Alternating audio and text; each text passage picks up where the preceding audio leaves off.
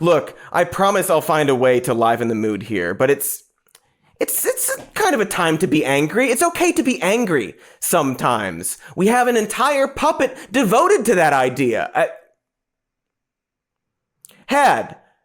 We had a puppet. He was, he's pretty old, living on the streets, and no one helped him for some reason. So, not a great fucking situation to be in when there's a stay-at-home pandemic, or ever. And even after that, they still probably won't close the Sesame Street because of whatever nightmare version of spring break that Muppets have. Speaking of dead children's entertainers, Jesus, it just keeps getting darker. Remember what Mr. Rogers used to say about looking for the helpers when you get scared? Well, we should absolutely do that.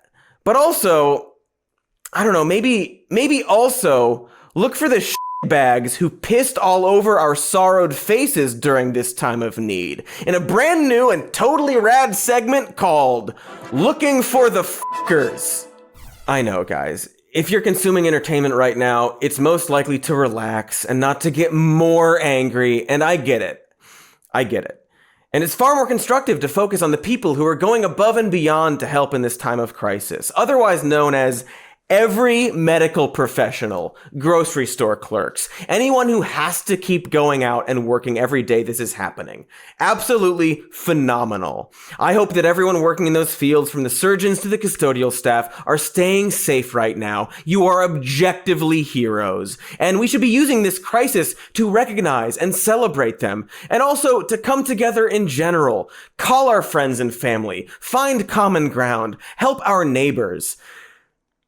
But also, quietly write down a list of the people and corporations who didn't do that, and then seriously hold those entities accountable for it, so that future folk will never make the mistake of fucking crossing us. Do you hear that, boars? Huh? I know you're listening. I know you're listening. Yeah? So, despite what happens in the future, one business you should never ever go to is GameStop. And not just because their trade-in system is gross and that they've been bad to their employees forever. No, it turns out that they have braved the coronavirus threat in order to force their employees to continue working, even in places where businesses have been shut down, and despite failing to provide any additional cleaning supplies. When one employee asked what would happen if a store got infected with the virus, they were told that they would simply clean the space and then replace the staff with healthy people. Presumably inspired by tower defense games where you burn through disposable pawns. And if the cops come to shut the stores down, the employees, who by the way are making minimum wage, which is also currently too low, have been instructed to resist their orders. So, yeah, we'll probably see some kind of apology by the time this video comes out, but too late, brah. Oh, there it is. They're closing the stores. Too damn late. Your already not so great image has slipped off in this time of need, like if Jason Voorhees' mask fell off to reveal that he was Rand Paul the whole time. Oh, that reminds me of another person we should be talking about.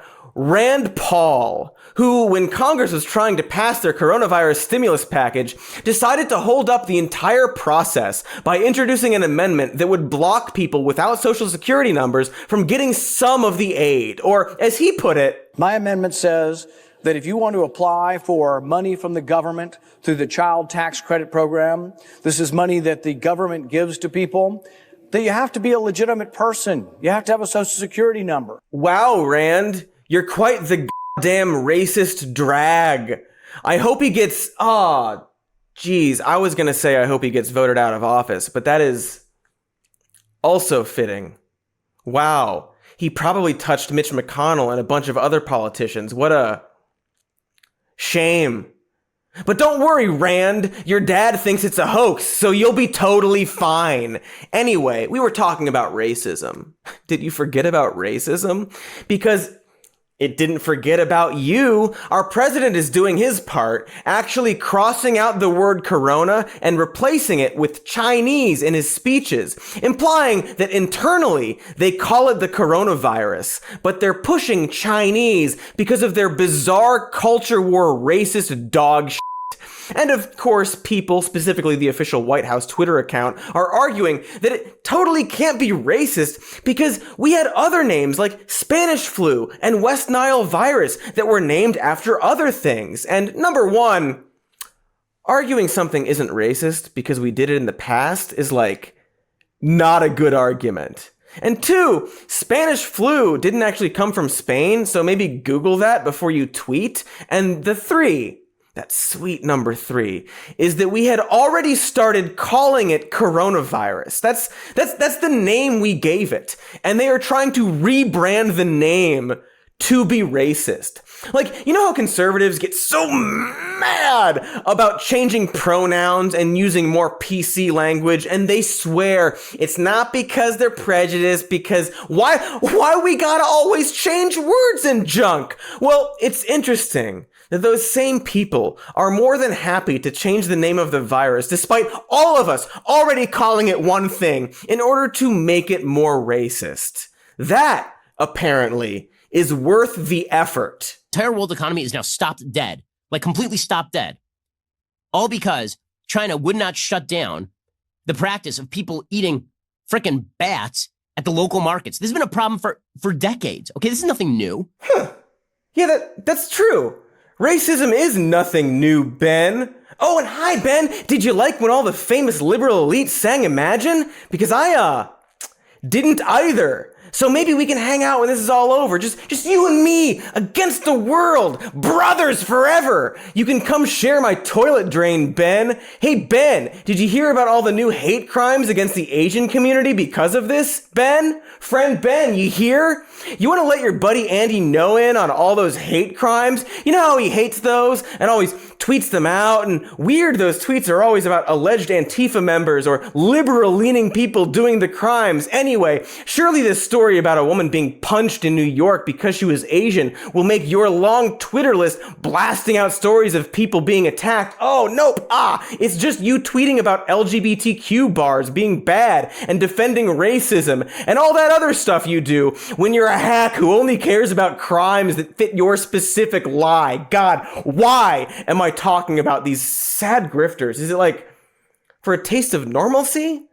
To feel alive again? To brush elbows with the godly smite that I so desperately need in this boar-dominated world of disease? Did you know that germs can travel from your feet all the way up your body and into your mouth while you sleep? They're little creatures like everything else. They can think and love and destroy, and that's why we burn the shoes. We burn the legs. Golly, there I go putting out misinformation about the virus. Now here's a totally unrelated series of videos 9 days apart that are super unrelated to what I just said. Weird that we're gonna play it randomly. They're scaring the living hell out of people, and I see it again as like, oh, let's bludgeon Trump with this new hoax. Yeah, and I think what we're looking kind of laugh at it, but nothing to laugh at here. By the way, this program has always taken the coronavirus seriously, and we've never called the virus a hoax. Oh, yeah. Me up, Fox News. Weird how you're still allowed to be a news station considering that you regularly put out misinformation about serious issues, deny that you did that, and then do it again having learned nothing. Weird how conservatives are always wrong about things and have to pivot around that fact, blaming others without any self-reflection, Newt, who when a reporter asked why conservatives were so skeptical of the virus news, put exactly zero effort towards self-awareness and blamed the liberal media as opposed to their general denial of science or history of being wrong all the time. Like, weird how there's an entire political party that is constantly on the wrong side of history about workers' rights and human rights, and yet we still listen to them and their news shows. I don't know, it's just strange. Strange that when the country hit a crisis, those same people immediately adopted ideas they were calling socialist a month earlier because they knew it would actually actually help.